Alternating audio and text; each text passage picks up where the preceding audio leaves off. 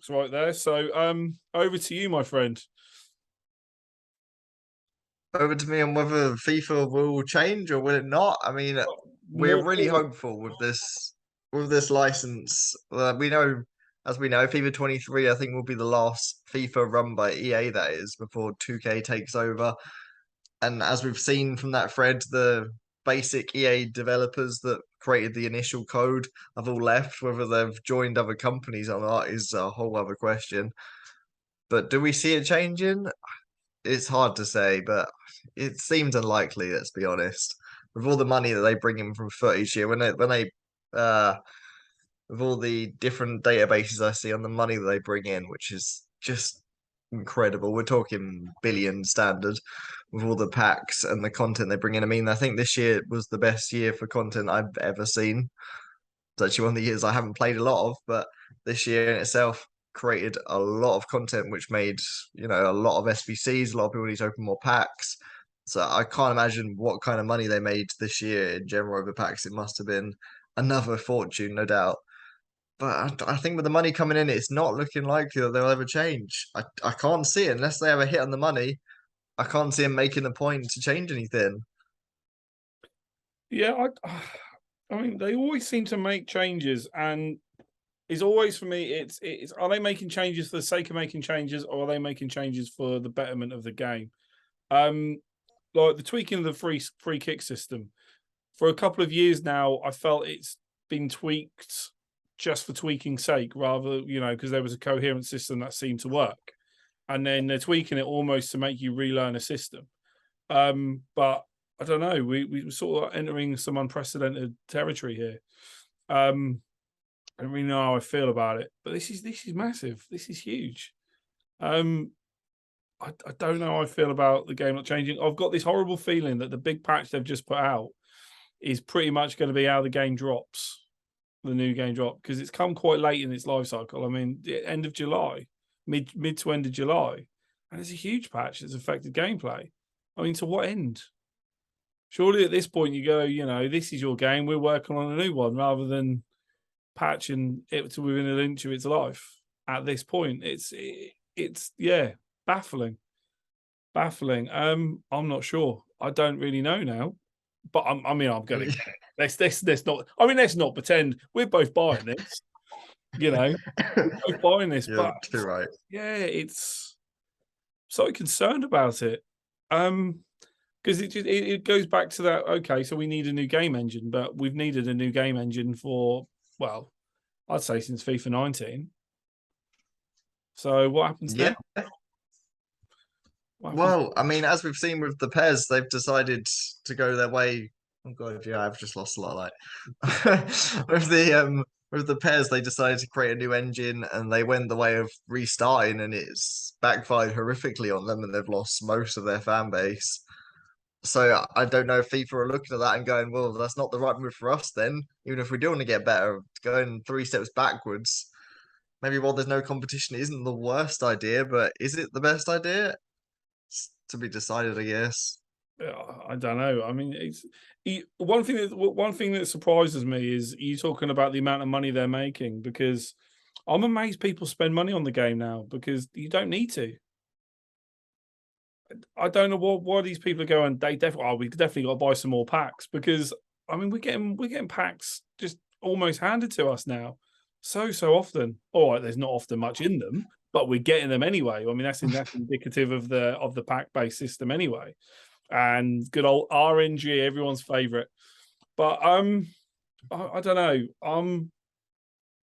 Yeah, I'm a bit lost for words really on reading that. I mean, again, we don't know who he is and if he's worth listening to, but it sounds pretty much like everything we've ever heard about FIFA anyway. Well, yeah, it makes a lot of sense if you think about with what you were just mentioning with the patches coming in late in July.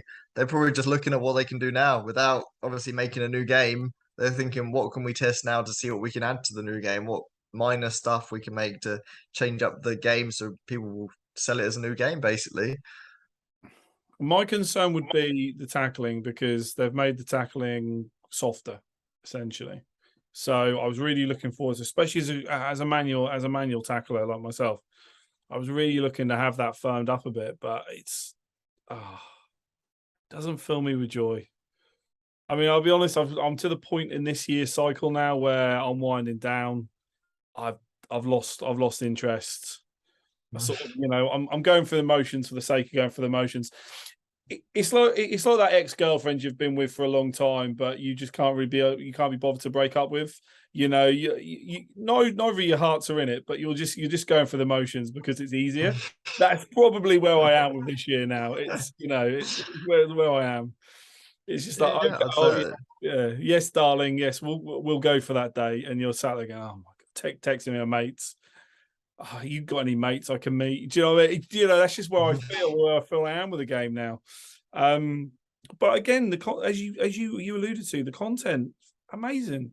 Like every day, like 85 times 10, which I know sounds silly, but team of the years in there, tots in there, you name it. You got Hullet you can craft for free, Prime Hullet as well. We've got swap tokens just come out again. And in there, you can get a Prime Moments Cruyff, a 98 rated a Ben Yedder. They've got some great content. Great content. But yeah, I don't know now. I think it comes to a point where you need a break, and I've reached that. I reached that point a few weeks ago. But I'm still sort of wading through the set challenges because I can't remember if we've discussed this properly. Because obviously, you showed a lack of commitment by going on holiday, a pre-booked holiday that predated us doing the podcast.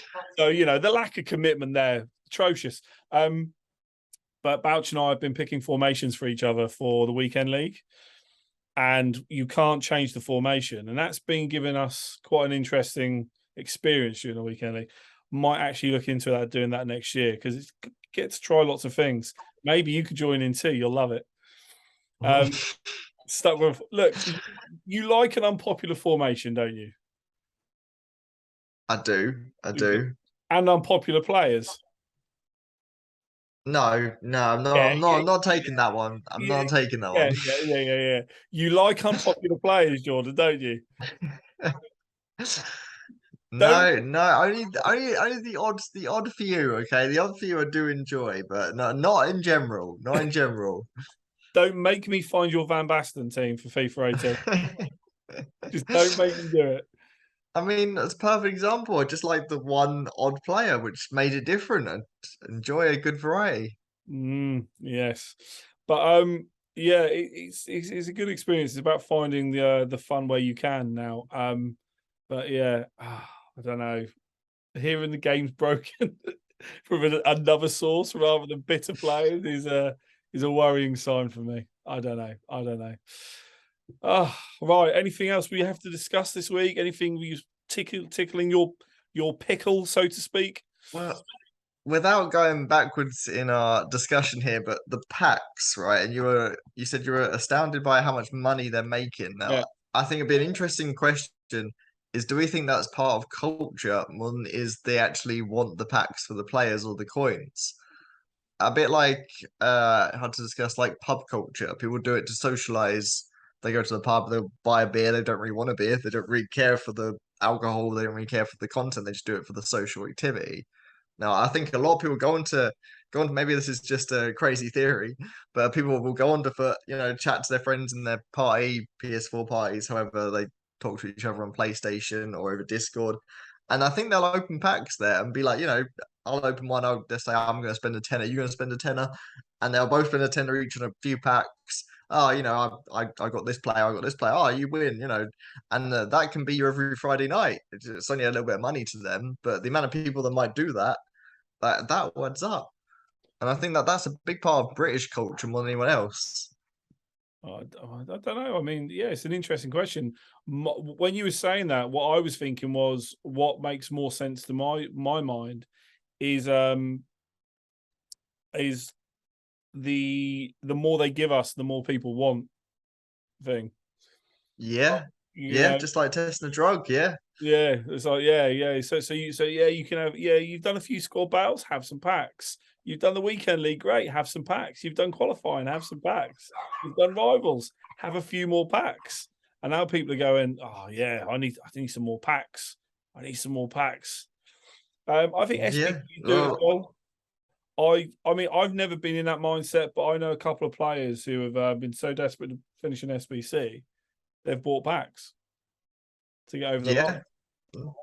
No, that is another issue. Yeah, there's so many different. I mean, this is why EA have everyone on the plate. They've got the people that are addicted to packs, people that do it for the social aspect, people that just want to complete that SBC, just want a bit of a thrill. I mean, there's so many options, so it's why they get so much money, which I don't think is related to the gameplay, which I think is why they might get away with changing the engine from the ground up. People like the packs, not for the gameplay. There's a lot of people that come on, spend some packs, do some SBCs, and they don't play a lot of the game. Well, you know full well I've done that in previous years. Not the pack bit, but I've come on, I've done some SBCs, and I've not really played the game. I used to be a weekend player basically, and the rest of the time I'd sit in menus fiddling with SBCs. So yeah, you're completely right. Definitely, there's all different kind of players in this game. I mean, they have forced us to play the game more in the sense of putting packs behind walls. Um, but I know people are just like, that's the grind bit for them. That's the bit they're like, oh no, I've got to get these 8 wins. I've got to finish my weekend league. I've got to do this. So yeah, certainly an addictive game in that sense, which is not necessarily a bad thing because the grind is always fun and interesting. But there's definitely the one-upmanship with the packs. I mean, you've done it to me when you said, "Oh yeah, I was due something," and you've sent me. I can't remember what you packed now. It was Varane. He was like 250k, and there was me like crying over my Antonios. But so yeah, they've definitely got that element of it too. Because although we might not be massive gamblers in the sense like we're going to spend the money on it, you still want some big pulls. Definitely want some big pulls. Yeah, yeah, you do. Yeah, it was a great time. I remember it. I remember it well. My first good pack on FIFA 20. What are we even on right now? FIFA 22. So yeah, yeah. And then you blew those coins on like I don't know, like Nakata or something like that because he's a beast. I don't know. I know what you're like, Jordan. I had a few odd players this year that probably deserve a mention, but I used Europa League Immobile, right? That is completely out of the water. I think it was just one of the only cards that could fit in my current formation I was using with the players I had. And he was a surprisingly good card, right? I didn't see it coming. I saw the pace and was like, yeah, he's okay. And you saw the fact he was a big model. He's everything everyone hates on FIFA, but he was actually a surprisingly good card. If you're the right player, you can use pretty much anyone as it is. I don't think he did me any favors, but he wasn't a bad player. Any more? Because I mean, you said you'd only do one or two, and now you've turned into quite a few. So carry on. Well, I think everyone else was, you could say meta in a way. I don't think I had any odd ones because obviously I packed for Ran. I got a lot of money. I got most of the fast. You had to have fast defenders this year, or it was game over. And I think, yeah, I got Fekir Europa League, and he was very, very meta. I mean, everyone had him. Then we had the Benzema come along, and he was very meta. I don't think I had many odd players. Immobile is anyone that really springs to mind. But I mean, I did try Van Basten, and I was very disappointed. He is not anything like he was back in FIFA 18. He wasn't anything like that then, Jordan. He was useless. You sold him to me like a Luis Suarez, and he played like a three-legged donkey. He has a special place in my Yeah, heart, and he yeah, was yeah. amazing. Yeah, he was special something, mate. I can tell you, it's special something. How he used it was baffling, baffling. But no, I mean, consider I use a Luis Suarez, and they had sort of similar stats. He was just useless. You No, nearly I'll sold him. never accept that. You nearly sold me on him, and I'm glad I tried him on your account. And I was like, "What is this travesty?"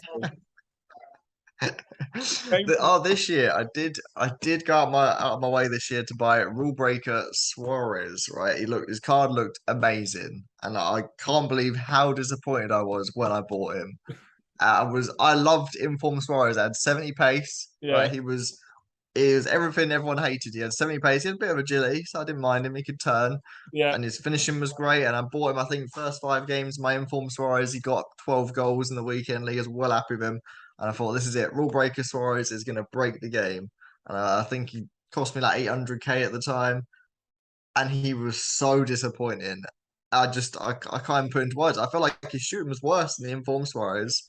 I don't know whether it was just because I was running too much of him or what, but I felt like his shot power wasn't as good. He couldn't score enough. I don't know how that worked.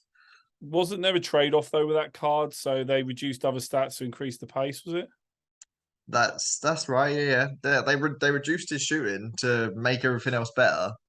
Yeah, But what I mean, another crazy theory you could say is I was sure the chemistry styles are supposed to completely max out a shoot. Even when they took off the shooting stats, you put a yeah, chemistry style on, supposed to max out the whole thing according to Footbin's chemistry code or whatever. yeah. But it was a significant disadvantage in the shooting. It just wasn't the same. I'm not sure what it is they changed, but I was sure it was the shot power. I'm sure the chemistry styles didn't change his shot power like it should do. He just felt so much weaker when he was taking a shot. I didn't use the card, so I'm having to just pay attention to. I think I went down the gold route, so I was on Mbappe's and Neymar's and Messi at that point. You know the cards that are usable, Jordan. Those ones, those boringly Nah, usable cards. boring. That is the correct word for you, Jamie, right there. You're not only the average foot, you're the boring foot player. Yeah, but they're fun. I mean, see me. I like a card that when I shoot has a good chance of scoring. Like. What's the point in using a striker that feels like he's got one leg in a bear trap? It's just, do you know what I mean? It's not fun. Like I said, I do like the challenge weekenders now because they're quite fun. Because I used to like them because we haven't had. I've not seen them this year really in the same way.